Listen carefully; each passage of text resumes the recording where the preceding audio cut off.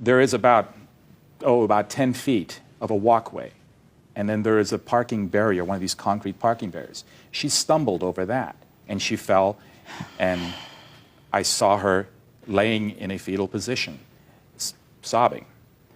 I couldn't see her like that, so I went out to see what was wrong, and that's when I noticed she had been bleeding. When the police came and they saw where the blood was, it was a good 15 or 20 feet from the door.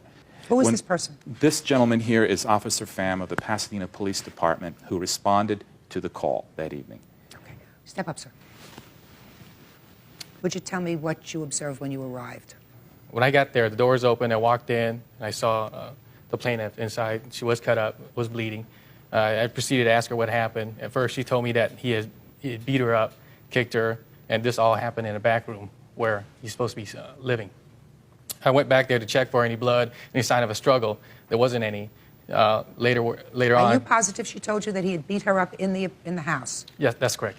But you checked for evidence of that and you found nothing? The way she was bleeding, there would have been sign of blood drop, stain, hands on the wall as if there was a struggle, which there wasn't any.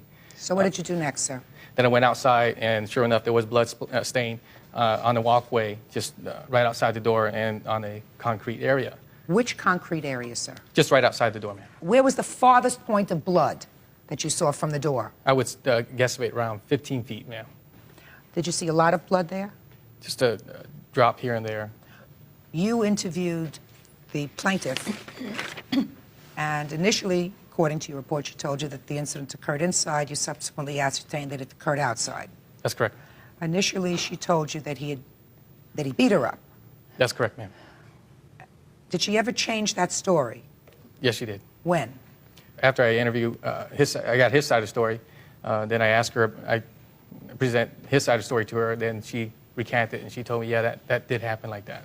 The report says, when I asked Conant, that's the plaintiff, if she had had anything to drink, she denied having alcoholic beverages. Later, she admitted that she did have 2 drinks. Did you write that? Yes, ma'am. So at first, she denied having anything to drink? Yes, ma'am. But it was obvious, the smell, her eyes blood and watery, just her appearance. I can just smell that from her person. Is there any other witness to this incident? My daughter is an after witness. I brought her here. If you would like to hear from her, that she's Certainly. prepared to. Step up. This is my daughter, Maria.